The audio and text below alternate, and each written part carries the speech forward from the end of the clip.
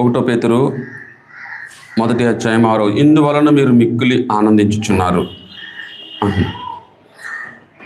ప్రభువులో మనం ఏమున్నది అనే దాని గురించి మనం ఆలోచన చేస్తే కనుక, దేని నిమిత్తం మనం ఆనందిస్తున్నాము అనే దాని గురించి ఆలోచన చేస్తే కనుక, వాక్యం చెప్తుంది ఆనందించుడి, మరలా చెప్తున్నాను ఆనందించుడి అంటుంది. ఫిలిప్పీయులకు రాసిన పత్రిక 4:4 చూడండి. నిజానికి మనం ప్రభువుతో గడుపుతున్న సమయాలలో, మనం ప్రభువుతో ఉన్న ఈ తరుణంలో నిజానికి మనం దేన్ని చూసి ఆనందిస్తున్నాం ఆలోచించండి. ప్రస్తుత పరిస్థితుల మధ్యన దేని వైపు చూసి మనం ఆనందపడుతున్నాం, దేని వైపు చూసి సంతోషపడుతున్నాం? చూడండి, మనము అన్యుల దగ్గరికి వెళ్ళినప్పుడు నిలబడి మనం మాట్లాడుతుంటే వాళ్ళు చెప్పే సంగతుల్లో చాలా విషయాలలో క్రైస్తవులు కూడా, ప్రతి ఒక్కరూ కూడా మొట్టమొదటిగా చెప్పేది ఏంటంటే వాళ్ళ పరిస్థితిని వివరిస్తారు, వాళ్ళ యొక్క స్థితిగతులను మనకి తెలియజేస్తారు, వాళ్ళు ఎంత గొప్ప స్థితిలో ఉన్నారో మనకు చెప్తారు. ఆ గొప్ప స్థితిని బట్టి మనకి ఏం తెలియచేయాలో అది తెలియచేస్తారు. అంత వివరంగా మనతో మాట్లాడుతూ మనల్ని ఏ విధంగా వాళ్ళని మన దగ్గర సాటిస్ఫై చేసుకోవాలో చూస్తారు. చూడండి, ఒక వ్యక్తికి కావలసినవి ఏమిటి అని ఆలోచిస్తే, మనకు అవసరమైన పరిస్థితులు ఏమున్నాయని ఆలోచిస్తే, మనం ఏమి నేర్చుకోలేకపోతున్నామని ఆలోచిస్తే, మనం ఇప్పుడు వరకు ఏమి గ్రహించుకోవట్లేదు అని ఆలోచిస్తే, మనం దేని వెనకాల ప్రయాణం చేయలేకపోతున్నామో అని ఆలోచిస్తే చాలా సంగతులు మన దగ్గర లేవు. మనం నిలబడి మనం దేవునితో ఎంత మట్టుకు సంబంధం కలిగి ఉన్నామని మనల్ని మనం ప్రశ్న వేసుకుంటే, మనల్ని మనం చూసుకుంటే మనం ఏ స్థితిలో ఉన్నాం, ఆలోచన చేయండి. నిజానికి ఏ స్థితిలో ఉండి మనము ముందుకు వెళుతున్నాం? మన హృదయంలో, నీ హృదయంలో, మన అందరి హృదయంలో క్రీస్తు ప్రభు ఇచ్చే సంతోషము, ఆ సంతోషాన్ని మనం ఎంతమంది అనుభవిస్తున్నామో అనే దాని గురించి ఆలోచన చేస్తే, నూతనమైన జన్మనిచ్చాడు. నువ్వు ఆనందిస్తున్నావా? ప్రభు నాకు నూతనమైన జన్మనిచ్చాడు, నాకు నూతనమైన మనసునిచ్చాడు, నాకు నూతనమైన పరిస్థితులను ఇచ్చాడు, పాపాన్ని జయించే శక్తినిచ్చాడు, పాపానికి లోబడకుండా నన్ను జీవింపచేస్తున్నాడు, పాపంతో సంబంధం లేకుండా నేను బ్రతకడానికి నాకు శక్తినిస్తున్నాడు. చూడండి, ఆనందిస్తున్నావా అన్నాడు కదా. ఏమంటున్నాడు ఆయన? ఇందువలన మీరు మిక్కిలి ఆనందించుస్తున్నారు. ఇప్పుడు చెప్పండి, మనలో ఎంతమంది అయ్యా నాకు నూతనమైన జన్మనిచ్చావయ్యా, నువ్వు తిరిగి జన్మించడానికి నాకు సహాయం చేసావయ్యా. నేను ఎటువంటి పరిస్థితుల్లో జీవించేవాడినంటే కేవలం పాపపు ఇచ్చులతోనూ, పాపపు స్వభావంతోనూ, పాపపు బ్రతుకుతో జీవించిన నన్ను నీ వైపు చూడడానికి, జీవం వైపు చూడడానికి నాకు సహాయం చేసావు కదా నువ్వు అని సంతోషించే వాళ్ళం ఈరోజు ఎంతమంది ఉన్నాం? సంతోషించే వాళ్ళు ఎంతమంది ఉన్నాం? చూడండి, ఆయనతో సంతోషించే వాళ్ళు ఎంతమంది ఉన్నాం? చూడండి, ఈ రోజుల్లో అలాంటి సంతోషాన్ని అనుభవించడానికి ప్రజలు చాలా దూరంగా ఉన్నారు. ఆ సంతోషంలోనికి వెళ్ళాలన్న ఆశ కూడా లేదు. ఇదిగో నేను నశించకపోతున్నాను, ఇదిగో నా ఆత్మను ఆయనకి ఇంకనూ అప్పచెప్పలేదు, ఇదిగో నేను నా మనసును ఇంకా తెరవలేదు, ఇంకా నా హృదయపు ఆలోచనలు అలాగే ఉన్నాయి, జయించలేని ఆలోచనల మధ్య నేను ఇంకనూ అలాగే జీవిస్తున్నాను అనే మనసు మనకు ఇంకనూ రాలేదు. నాకు ఏమీ అవసరంలా, క్రీస్తు నాతో ఉన్నాడు, ఆయన నాకు తనతో పాటు పరలోకాన్ని దయచేయబోతున్నాడు, ఆయన తనతో పాటు నాకు జీవాన్ని ఇవ్వబోతున్నాడు, ఆయన తనతో పాటు పునరుద్ధానాన్ని ఇవ్వబోతున్నాడు. చూడండి, సజీవమైన ఆశాభావం. ఈ సంతోషం మనలో ఉందా?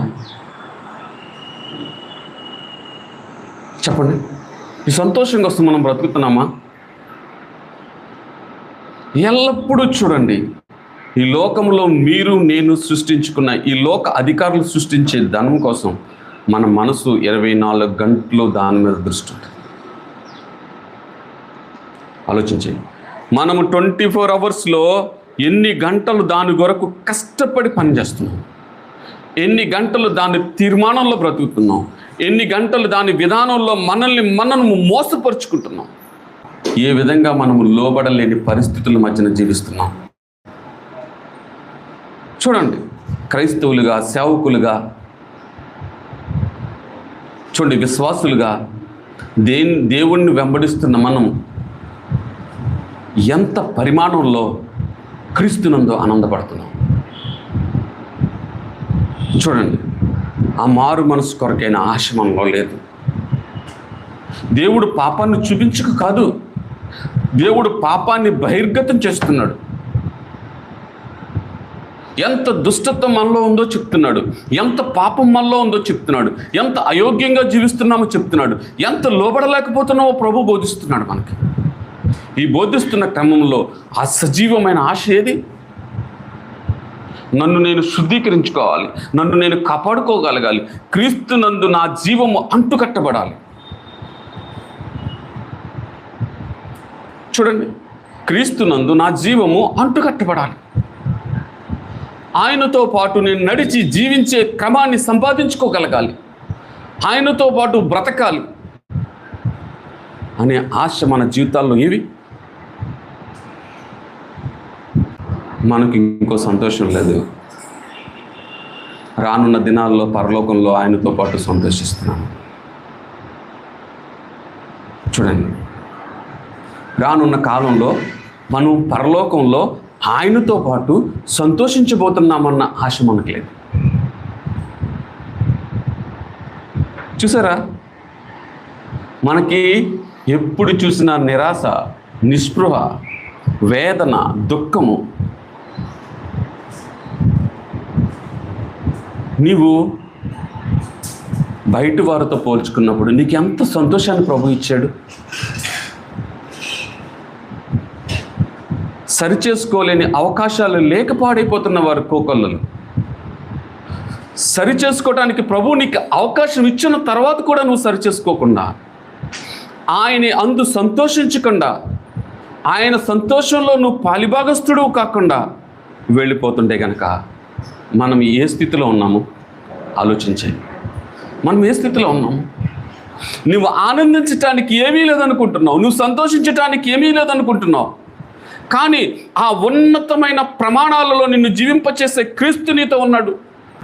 ఈ లోకంలో దొరకని ప్రమాణాలు, ఆయనతో ఉండే సంతోషము చెప్పనాశక్యము కాని సంతోషము, మహిమాయుక్తమైన సంతోషము. అలాంటి సంతోషంతో నిన్ను నింపాలనుకుంటున్నాను. చూడండి, ప్రతి మనిషి ఈ లోకంలో జీవించేటప్పుడు తన జీవన ప్రమాణ కాలంలో మొట్టమొదటిగా ఆలోచించేది ఏంటి తెలుసా? పొజిషన్ కావాలి, నాకు స్థాయి కావాలి, నాకు ఆ స్థాయిలో బ్రతకాలి నేను అంటాడు. నీవు ఆత్మీయ జీవితంలో ప్రమాణాలతో కూడిన జీవితాన్ని నీకు ఇవ్వటానికి, ఆ ప్రమాణాలతో నిన్ను నింపటానికి, ఆయన ఆత్మీయందు నిన్ను స్థిరపరచటానికి, నిన్ను బలపరచటానికి ప్రభు చూస్తుంటే, దానిలో నువ్వు జీవించే క్రమాన్ని, దానిలో నువ్వు అంటుకట్టబడే విధానాన్ని ప్రభులో ఎదురు చూస్తున్నాడు, ప్రభు నీలో ఎదురు చూస్తున్నాడు. కానీ నీవు గ్రహించుకునే పద్ధతుల మధ్యన, నీవు చూసే విధానంలోను, నువ్వు అనుసరించే విధానంలోను, ఆయన ఆజ్ఞలకు లోబడే విధానంలోను మనం చాలా దూరంగా ఉన్నాం. ప్రభు మొట్టమొదటిగా అంటున్నాడు, నువ్వు నాకు లోబడాలంటే, నువ్వు నాకు లోబడాలంటే నేను ఇచ్చే ఆజ్ఞలకు కూడా లోబడాలి కదా. నేను ఇచ్చే ఆజ్ఞల్లో నువ్వు సంతోషించాలి కదా. చూడండి, ఇప్పుడు వరకు మనకి ఏ ప్రమాణాలు ప్రభు మనం ఆనందించడానికి లేకుండా పోయి నూతనమైన జన్మ అనుభవాన్ని సంపాదించుకుంటున్నామన్న మనసు మనకి లేదు. చూడండి, నూతనమైన జన్మ అనుభవాన్ని సంపాదించుకుంటున్నామన్న అనుభవం మనకు లేదు. చూడండి, రెండవది సజీవమైన ఆశాభావం మనకి లేదు. మూడవదిగా పరలోకంతో ఆయనతో కూడా సంతోషిస్తున్నామన్న ఆనందం మనకు లేదు. చూడండి, నిజానికి మనం ఎంత దూరంగా ఉండి ఆలోచన చేస్తున్నాయి మన పరిస్థితులు, ఎంత వ్యత్యాసంతో ఆలోచన చేస్తున్నాయి మన పరిస్థితులు. ప్రభు అంటున్నాడు చాలా దగ్గరగా నిన్ను చూడాలని ఆశపడుతున్నాడు, మన దగ్గరగా నిన్ను తీసుకువెళ్ళాలని ఆశపడుతున్నాడు. ఆయన ఆజ్ఞలతో, ఆయన ప్రేమతో, ఆయన కట్టడల మధ్యన నిన్ను నింపి నడిపించాలని చూస్తున్నాడు ప్రభు. మన రక్షకుడు ఏమంటున్నాడు? నా ఆజ్ఞల యందు నిలిచి ఉంటే మీరు నా యందు నిలిచి ఉంటారు. చూడండి ఎంత స్పష్టంగా చెప్తున్నాడు. నిజంగా ఆయన ఆజ్ఞల యందు, ఆయన ప్రేమ యందు నిలిచే పరిణామ క్రమం ఏది అంటే, మరి స్పష్టంగా చెప్పాలంటే మన జీవిత నిత్య కృత్యములో ఆయన ప్రేమ యొక్క సంకల్పాన్ని మనం ఎలా నెరవేరుస్తున్నాం? ఏమంటున్నాడు? ఆయన ఏం చేశాడంట? ఆయన తండ్రి ఏదైతే ఆజ్ఞ ఇచ్చాడో ఆయనకి, అది నెరవేర్చాడంట. చూడండి, తండ్రి ఆయనకి ఏదైతే ఆజ్ఞ ఇచ్చాడో ఆ తండ్రి చెప్పిన ఆజ్ఞను ఆయన నెరవేర్చారంట. నిజం చెప్పండి, మీరు నేను మన రక్షకుడైన క్రీస్తు ప్రభు ఇచ్చిన ఆజ్ఞలు ఎక్కడ పెట్టాం? దేనికి లోబడుతున్నాం? చూడండి, నిజానికి మన జీవితంలో ఆయన యందు ఆనందిస్తున్నామా? ఆలోచించేయండి. నిజానికి మన జీవితంలో ఆయన యందు ఆనందిస్తున్నామా?